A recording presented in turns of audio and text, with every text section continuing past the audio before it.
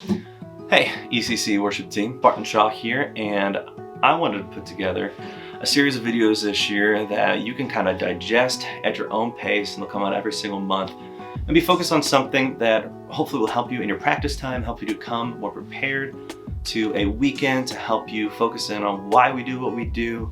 Go back maybe some of the things that we talked about in your interview when you came on the team and the vision and all that stuff of this team, but to put them in the place that you can kind of digest it. We can even dialogue about them and so on and so forth. So hopefully you find these helpful. So today we're going to be talking about groove. We're talking about rhythm. We're talking about timing. And for one, if I could give you any tip here, is get a metronome if you don't have one and begin practicing with a metronome. But more than that, I want to give you a tool that I found really helpful in the past couple months and a way of thinking about timing that has helped me grow and kind of articulate some things that I've always kind of struggled with, because it's one of the harder things to help people grow in is have them be stronger with their internal clock. I mean, everybody tends to have one. And I remember having that lesson when I was at a church in Illinois, and I was playing acoustic, and there's one part of the song where the band drops out. There's just acoustic for this little transition bridge and this hymn arrangement we were doing. And the drummer had just gotten so far off that as soon as everybody dropped off, because I turned the click way down because I was like, I'm just following him because we're so far off. And but the click would come back when it was just me, and I'm just like, man, I can't. It's so hard to focus on playing this correctly with this click being so far off. And I was like, man, his just sense of timing is so bad. And somebody told me like, it's not. It's just obviously his. Because one thing that came out was a statement of, well, I'm not wrong. The metronome is wrong. And that's totally valid. You may actually feel like that's the case. And that actually is some tuning of your internal clock that needs to happen. So how can we do that? Like I said, get yourself a metronome. There's a couple of things that we can be working on. And probably a good place to look for that is to our drummer friends, because they're working on that often. A lot of their practice is focused on that. But we don't usually take that and apply some of their really great techniques to other instruments. Piano, we can get creative in taking what I'm about to explain and applying it to our instrument to help us grow. I was watching a video a couple of weeks ago when I was thinking about this topic and trying to find out ways that we could actually give like a practical tool to work on it. And I came across a video by Cory Wong. He's a guitar player. I always really liked him. Really interesting style, really cool style. There's like this rhythm guitar thing where his right hand's always moving, but he's doing all these really cool lead lines and just very funky stuff.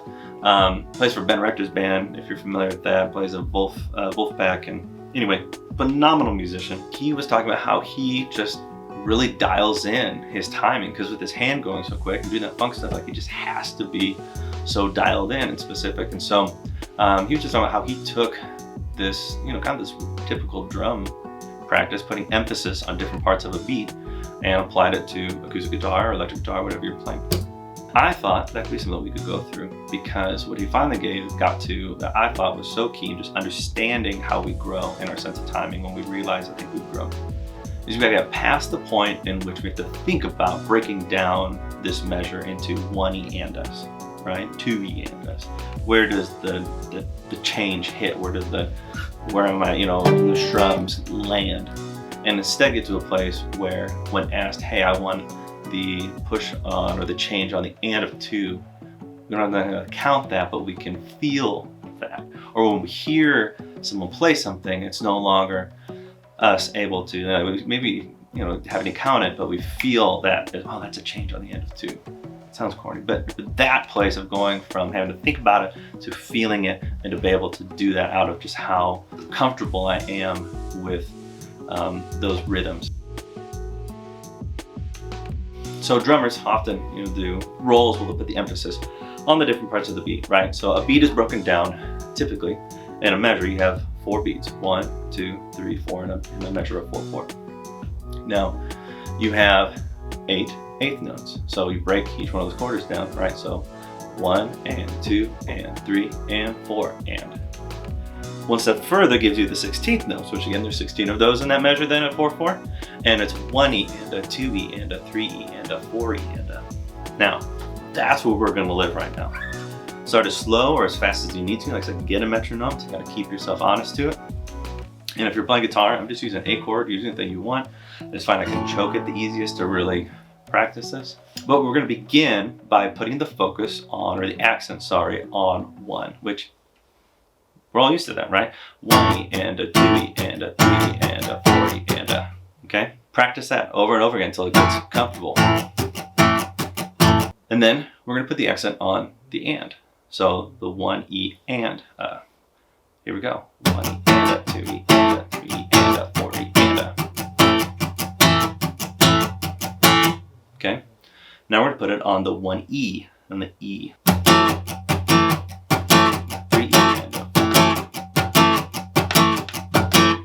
And then finally, we're gonna put it on the so 1E and a 2E and a 3E and a 4E and a. Again, a little sloppy. This was challenging for me too, because it's something I haven't thought about transitioning from drums to acoustic guitar, but really is helpful in beginning to feel the difference there. Now, practice that. And practice going from a 1E and a 2E and a 3E and a 4E, 1E and a 2E and a 3E and a 4E and a 1E and a 2E and a 3E and a 4E and 1E and a 2E and then try and get to the spot where you don't have to count it out and you can just make those changes each measure and just keep doing that until it feels comfortable. And then finally, like the very last one that I still am working on is going 1E and a 2E and a 3E and a 4E and a. So first beat, focus on the count. There we go. Second beat, you focus on the E. Third beat, you focus on the and. Fourth beat, you focus on the and just do that over again. You begin to feel how those are so different. And why does any of this matter?